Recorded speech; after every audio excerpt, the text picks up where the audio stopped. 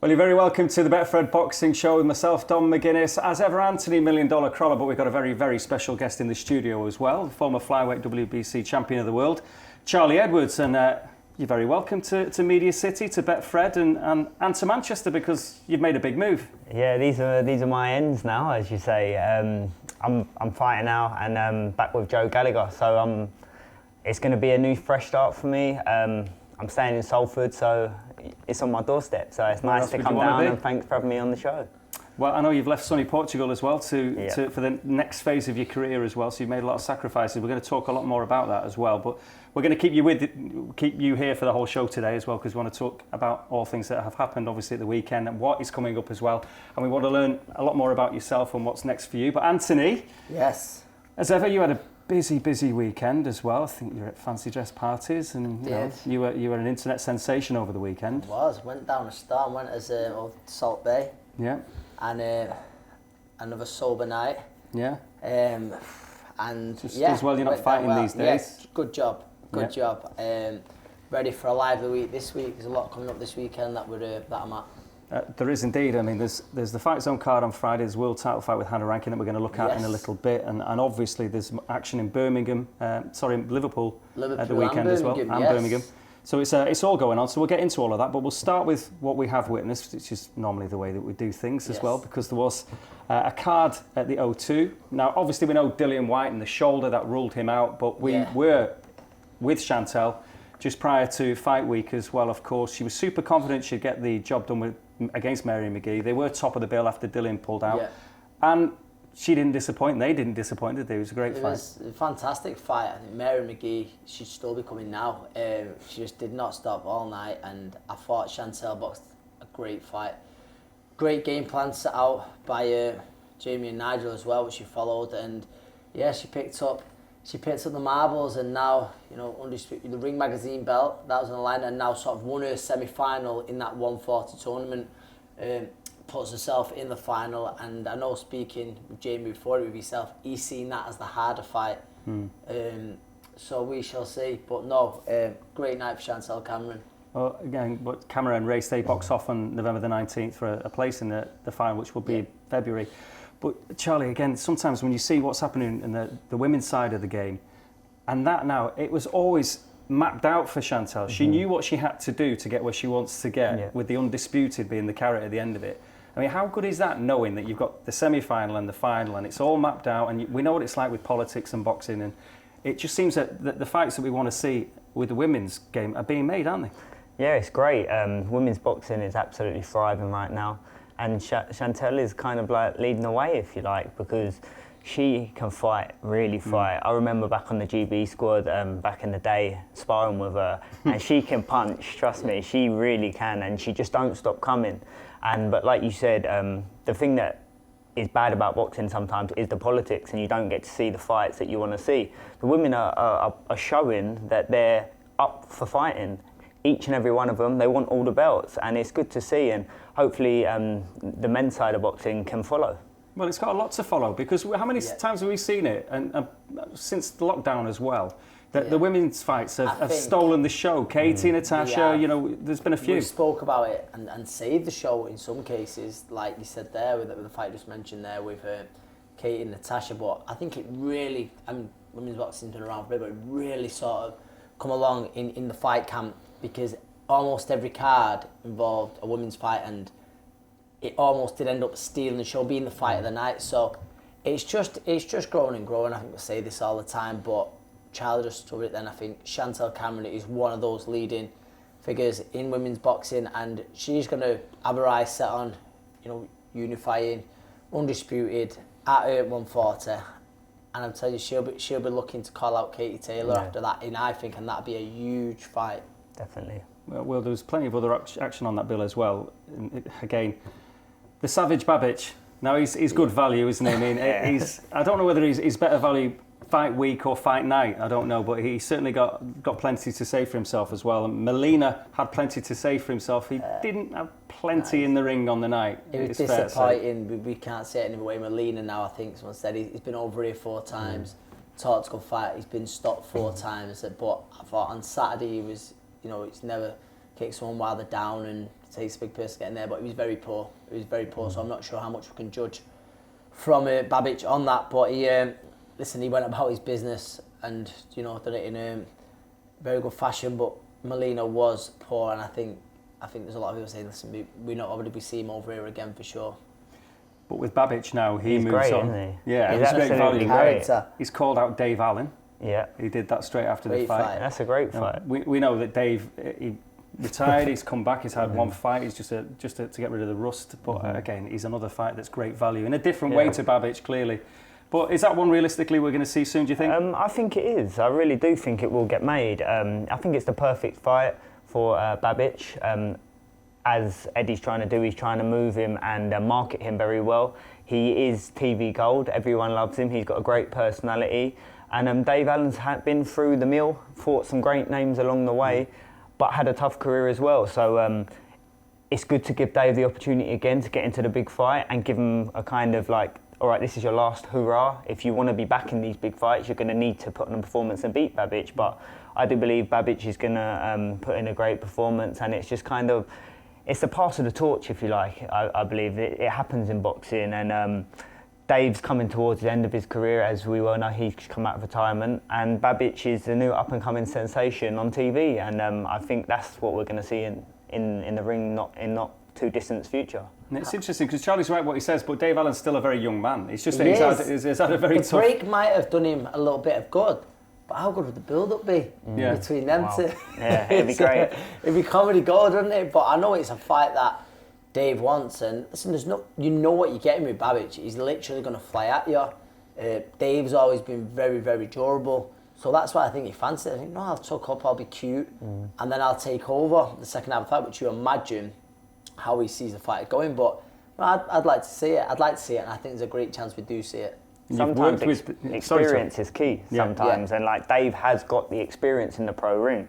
So when Babic, he likes to fight, he likes to get in the fight and come straight out and let his shots go. And Dave is tough, as we all know, and he's got the experience. So he's a bigger guy. He's a complete heavyweight. Babic is maybe in between. He could be a bridgerweight or a heavyweight, but he wants to fight a heavyweight. And Dave Allen's a big, strong man. So it's a very interesting fight, And could Dave be too big? Yeah, he could. And be too tough? Yeah, he could.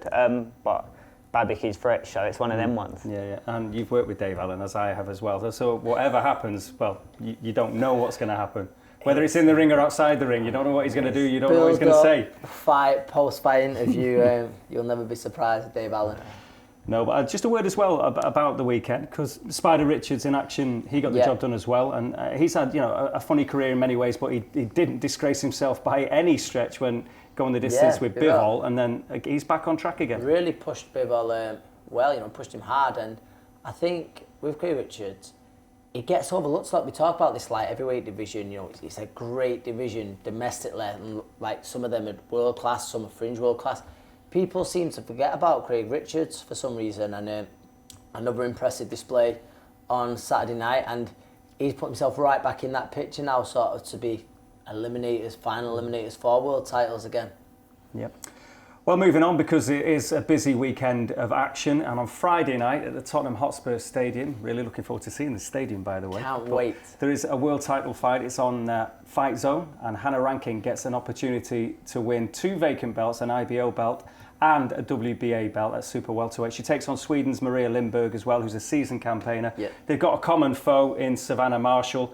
Savannah's done the business with both these two girls in terms of she's too big, too strong, too good, but that again is no disgrace for any fighter, because Savannah is something else. But a brilliant opportunity for Hannah. It is a fantastic opportunity, and an opportunity that I believe she'll take. I just see it being too fresh for Lindberg, but like you said, Lindberg's been around. She's been around a long time, but she's been in with who's who around those weight divisions in women's boxing.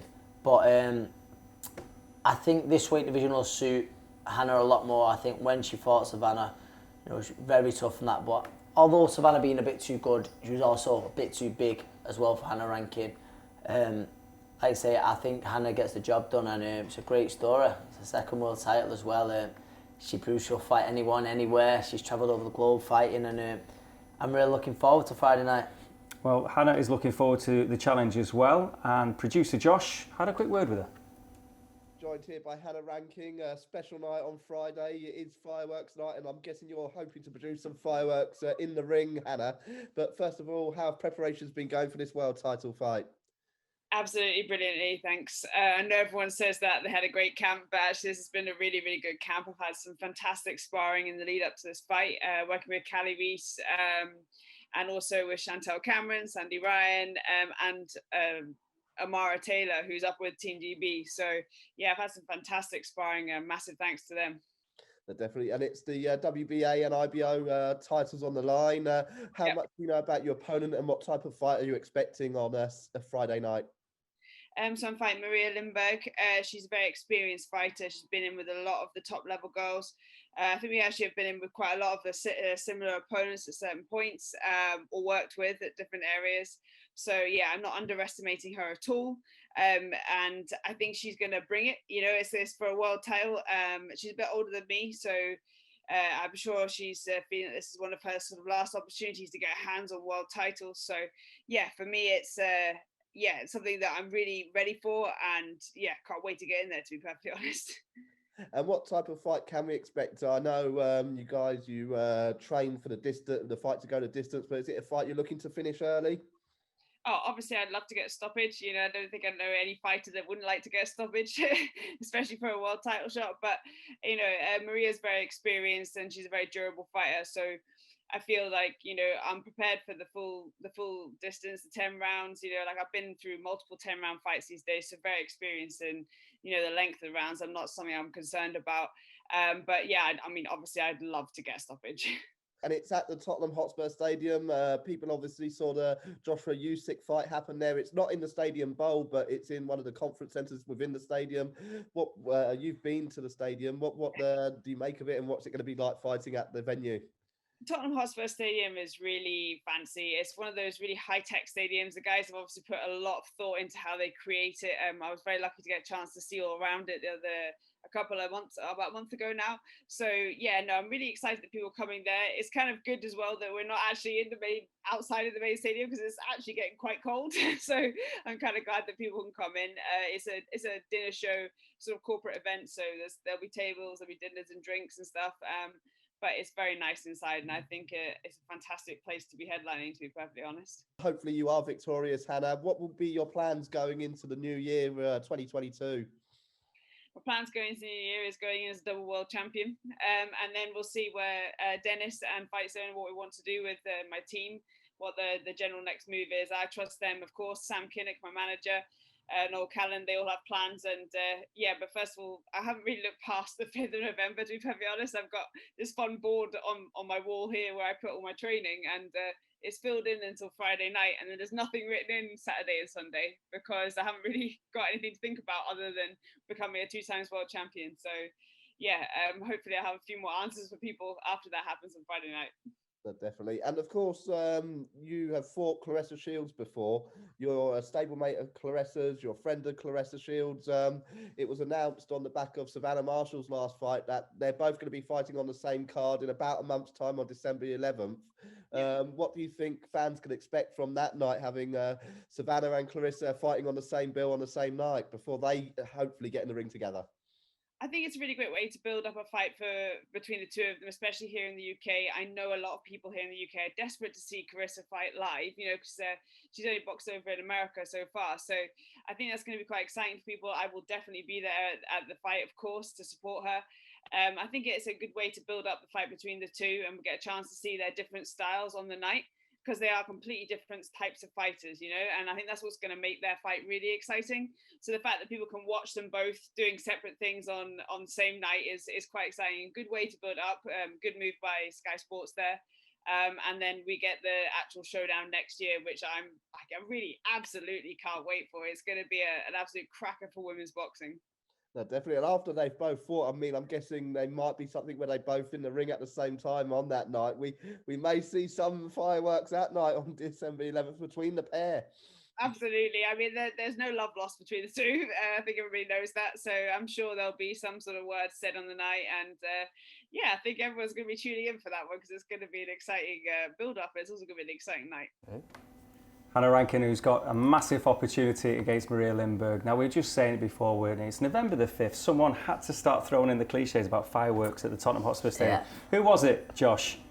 At his beloved Spurs ground. He's just getting all giddy, isn't he? Fireworks at Spurs and all the rest of it. Well, yeah, maybe not on the pitch, but Hannah might provide something, obviously, in terms of... sharp, yeah. Anyway. But yeah, great opportunity, 2 belts on the line. And as you've been saying it, you just think Hannah's that bit too fresh. She seems super confident, doesn't she, and ready. She speaks really well, Hannah, all the time, but you can see she's in a very good place there. And I just expect to be too fresh, too busy for Lindberg. Whether she gets in the second half of the fight or not, or she pulls away well on points, but I really fancy Hannah Rankin to the win on Friday night. I know you're working that show on Fights Now, as am I, and I'm very looking forward to it as well, because also on that card as well, a guy that you'll know and a guy that we know from this part of the world, Mikey Gomez Jr. and that area belt against Sufi Ahmed, which is, again, now Michael's been saying things as he likes to, Mikey, but stirring it up a bit. That's a belter as well, isn't it? It's a great fight, and I think very much like his dad, he always brings it, does Mikey. And I think you're there at the presser, weigh-in, could be very lively. Yeah. But I think the fight will as well, and it's a strange one, obviously. It's the central area, happening in London. I'm right there, aren't I? So it's a bit unusual, but I'm glad that both fighters are getting their opportunity, and certainly Mike, I know he's been waiting for it for a long time. His gym's absolutely flying at the minute through amateur and pros, so I'm looking forward to that. Yeah, and you know all the Sheffield fighters from your time, obviously, in South Yorkshire as well. And again, it's one of those interesting... People often talk about the area title fights. They provide so much, don't they? I mean, it's not just a stepping stone, but it's so much to the lads. Pride, isn't it? It's pride. It's bragging rights of your area, of your town, and when all your fans are coming, it's going to get talked about for the next God knows how long. So you want to be in there and you want to do the business on your opponent. So it's a derby. Yeah, it is. That one to look forward to on Friday night, but of course on Saturday night there's a fella that you both know now. I mean, you're a fairly new recruit to Gallagher's gym, which we're going to get into in a bit, Charlie, but Marcus Morrison goes into the Lion's Den a bit because obviously Zach Parker is a Derby man, but in the Midlands it's Zach Parker against Marcus Morrison, and we saw Marcus go up against it against Chris Eubank Jr. in Manchester. Zach Parker, a real talent. So Marcus... Yeah. I know you train with him every day, Anthony, but Zach will be the big favourite going into it. Of course he will, and Marcus knows that he's going in there, a huge underdog, but it's a fight he can't wait for. He looks fantastic in the gym, and I think, one thing about Marcus and the people who know Marcus, he is a big underdog, but he's a live one. He can really punch, but got a good skill set as well, and I believe the Chris Eubank Jr. fight would have done him that little bit of good of, fighting at that level and giving a good account of himself, but obviously, Zach Parker will. There's a lot to lose here for Zach Parker because, he's barely put a foot wrong. He's got his number one with the WBO. He's almost like, I don't sound silly. He's got also almost going to be mandatory for Canelo. So there's a lot at stake for him here. I know Zach's team. I know Neil Massey spoke highly of him for years, and they believe he's still improving and he's coming at the right time. I remember speaking to him a few years ago and going, no, he wins a world title.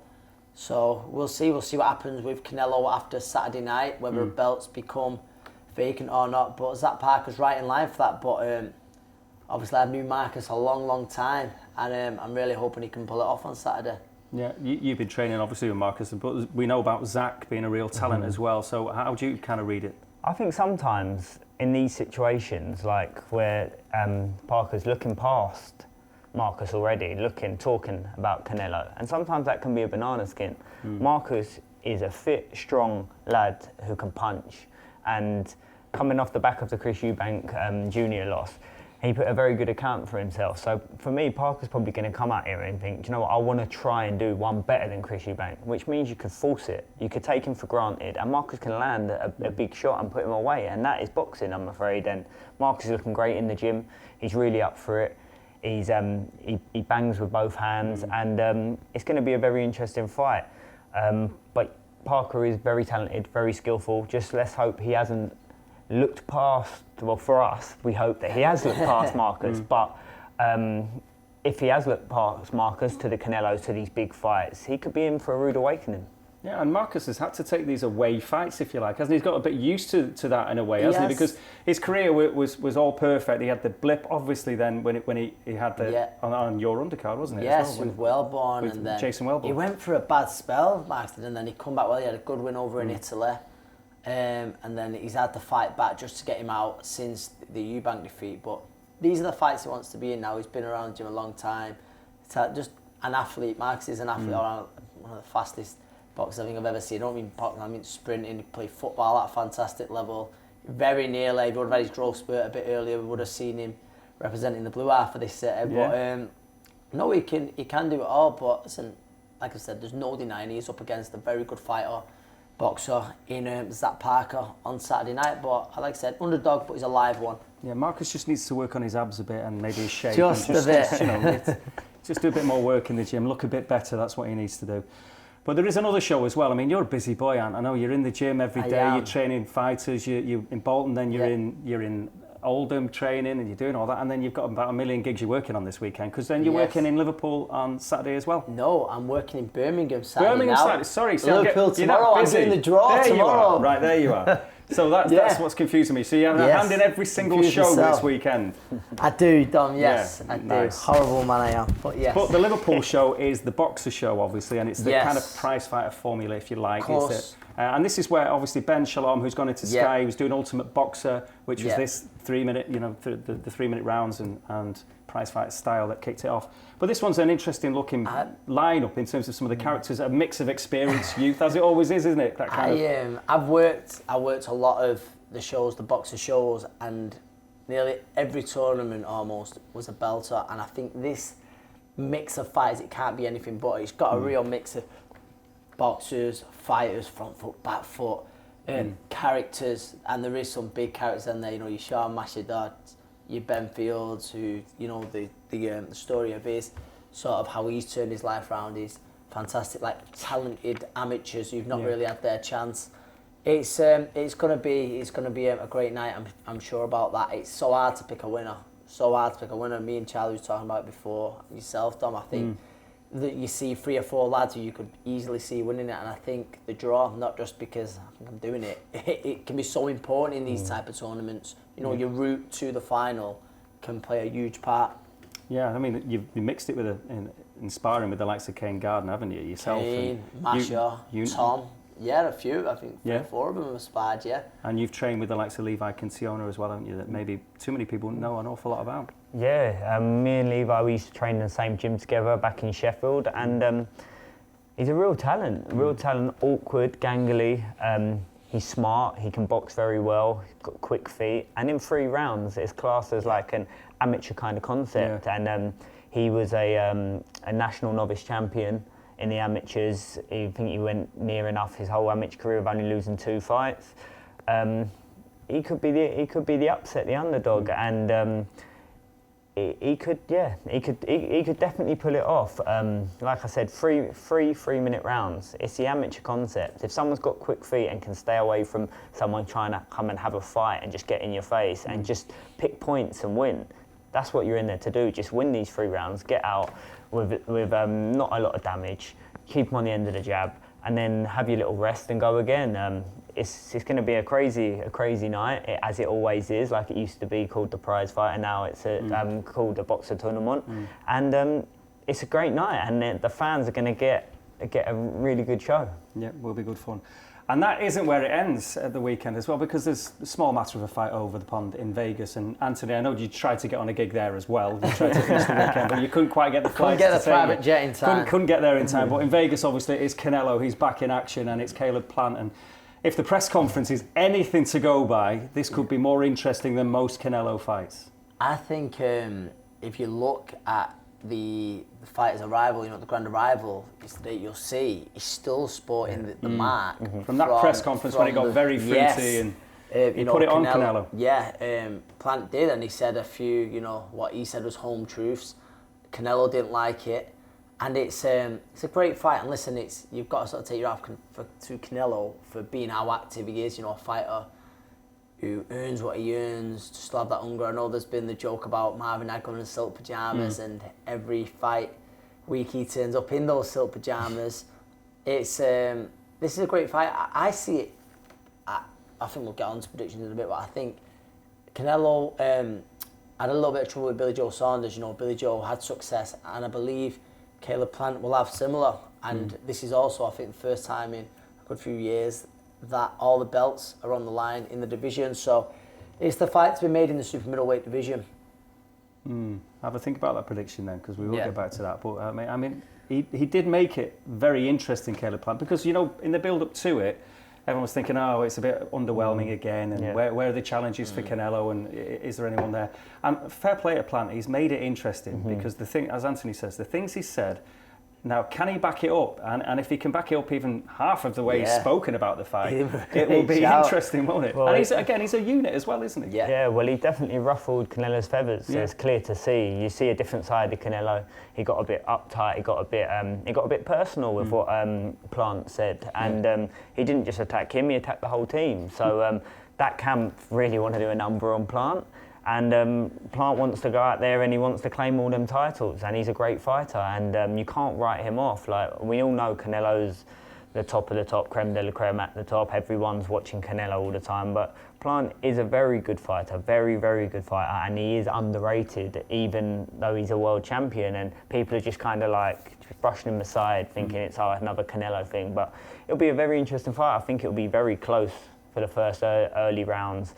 Midway, Canelo probably will start taking over. However, I do think Plant will make it to the end, and I think it will be a lot closer than everyone else thinks.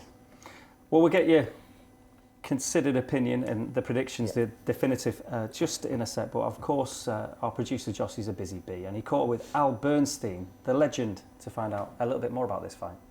The reason that fight's happening is because Plant has one of the 168-pound titles, and in this case, the burden of proof is all on Caleb Plant. You know, he won his title against Jose Uzcategui, a fight that he was an underdog in, has defended it against very weak opposition.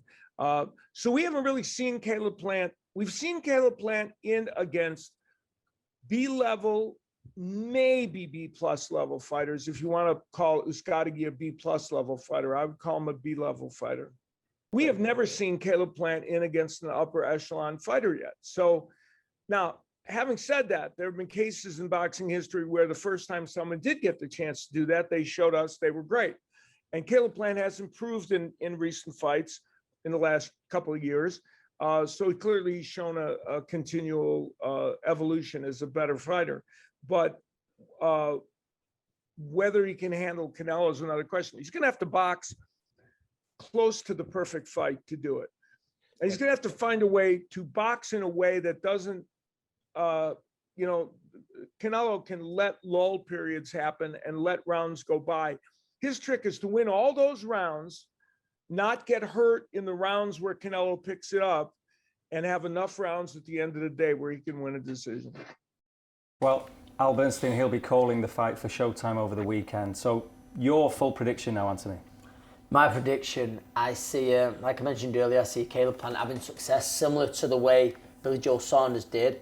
And I think he will ask Canelo a lot of problems. I think Canelo will be looking to force it, which might fall into Caleb Plant's hands a little bit. He has took this personal. But I do believe, I think whether he'll be up on the cards at the time of a stoppage, I'm not sure, because that's another question as well with Canelo. But I see him going into an early lead, Canelo gradually bringing it back, and then getting a stoppage around 9 or 10. Wouldn't be surprised if he's down a point 2 on the cards, but I do believe he'll catch up with Caleb Plant. I think being up close, seeing Canelo, people going about power, the speed of him, his movement. The most impressive thing about Canelo is his defence, without a doubt. How he can defend going forward, how he makes himself such a small target. And I just believe he will end up getting to Caleb Plant. So Canelo late stoppage? Canelo late stoppage. Late stoppage, Charlie? Same as what Ant said. I do think Plant will get early success. I feel that Canelo, maybe for some reason, I've got an inkling that he will try and force it a bit more. He will be looking even more so for a stoppage and want to prove his point and want to get in Plant's face and really make it uncomfortable for him. However, I think Plant will box well the first few rounds, then I think he will tire. Canelo will come back into it, and it could be a late stoppage. I'm going more with points decision to Canelo. Excellent. Right, now, before we go, of course, we want to find out a bit more about you, Charlie, because we know about your career to date. Obviously, you were training with Grant Smith in Sheffield for a long, long time. You've done great things with Grant, WBC Flyweight title. You had that mad night when you were hit whilst on the knee, and the decision overturned on the night. That was a no contest. You relinquished your belt. You've gone away. We've had the pandemic. You've had I'm telling your story. I don't know why I'm doing this for you here, but I know a little bit, obviously. So you've gone away and you come back, but now you're in Bolton. Tell us all how this has happened. Well, the pandemic hit. I was going to be getting back into the ring for the second time after what happened to me with the Martinez thing and the struggle with the weight. I got into the ring, I fought Carl Williams, then I was supposed to get back out into the ring, and the pandemic hit, which was unfortunate for everyone.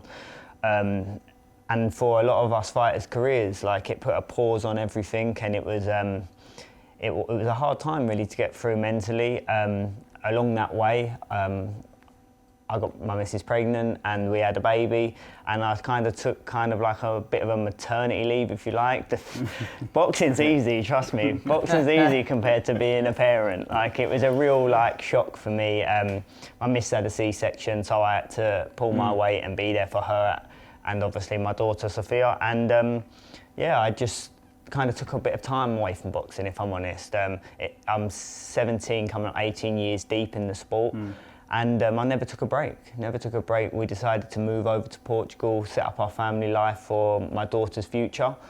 And with all the pandemic come on, it just fell at the perfect time for me and my family. And I took a little break from boxing. I was umming and ahhing whether I was going to carry on or not, or if I've done what I set out to achieve.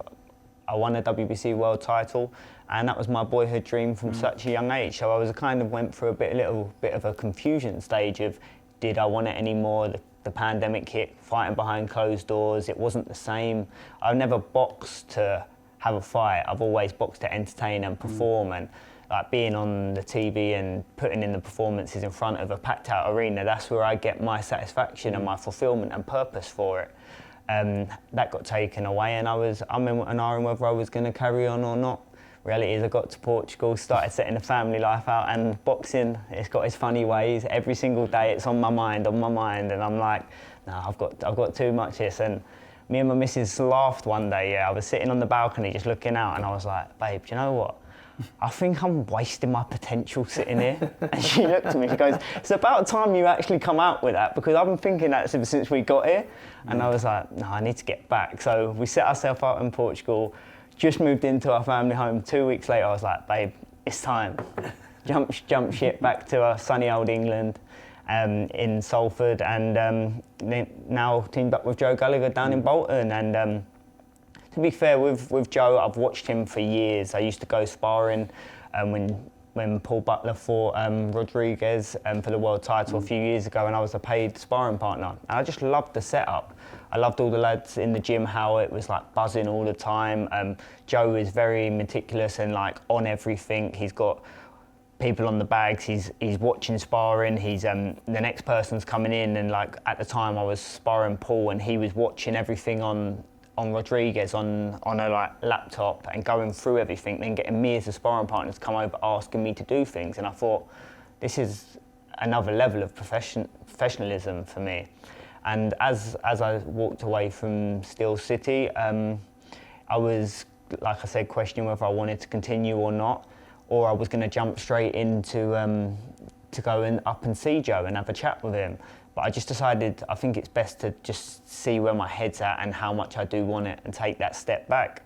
And then once I took the step back, funnily enough, Joe was over in Portugal on a little holiday, and we always used to talk backward and forward on social media. I've got a lot of respect for Joe, and I think he's always said that I was one that he would want to train in the future, which I only found out now being with him. And it's funny now, we linked when we was in Portugal, done a little trial with him, and we just gelled like straight away. And then coming back here to England and in Bolton and in the gym, I've just kind of like settled like it's a home I should have been in a long time ago. So the next stage of my career I'm really looking forward to.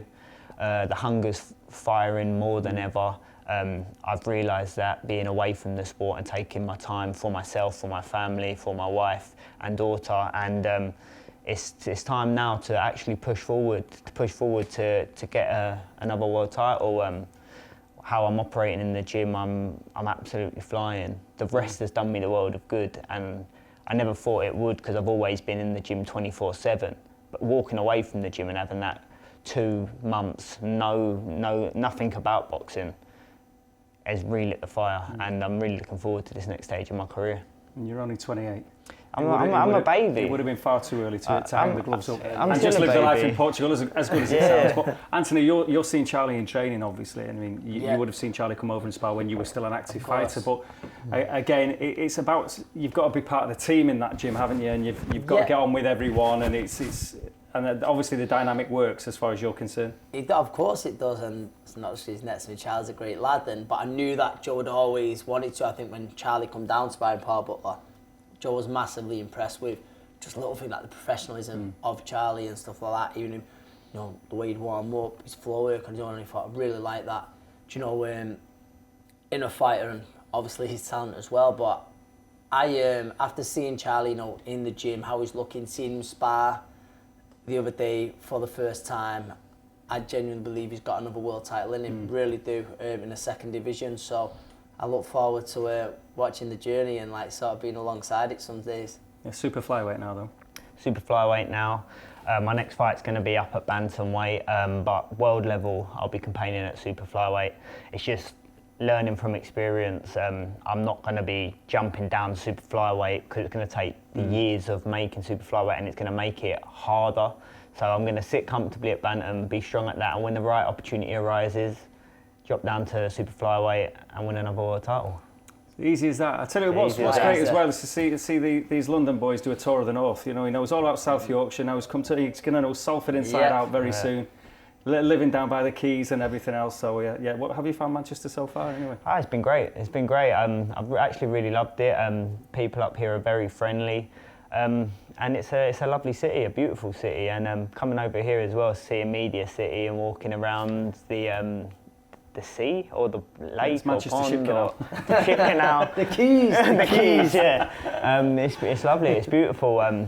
I do miss the heat and the hot weather of Portugal, but there's a time and a place for that, and now I'm here, it's all about hard work. Well, fair play. Absolutely brilliant stuff, and we look forward to how it all pans out. I'm sure it's world titles before we know it as well, that you'll be back in action now. Anthony, where's the next gear? Are you doing Question of Sport later or what? I mean, how many gigs can you pack in today? I am doing Question of Sport this month. Now you've mentioned it, so we're back down here, hopefully tighten when I'm here with you, Dom. Busiest man in showbiz, this fella. Well, Anthony, as always, a pleasure. Enjoy your 57 gigs over the next few days. You. And Charlie, enjoy the gym, enjoy the ship canal and everything that goes with it, because it is very pretty. It is actually very pretty out there. I'm only joking. It is brilliant. The Keys is excellent now. And that's it. Thank you for watching the Betfred Boxing Show.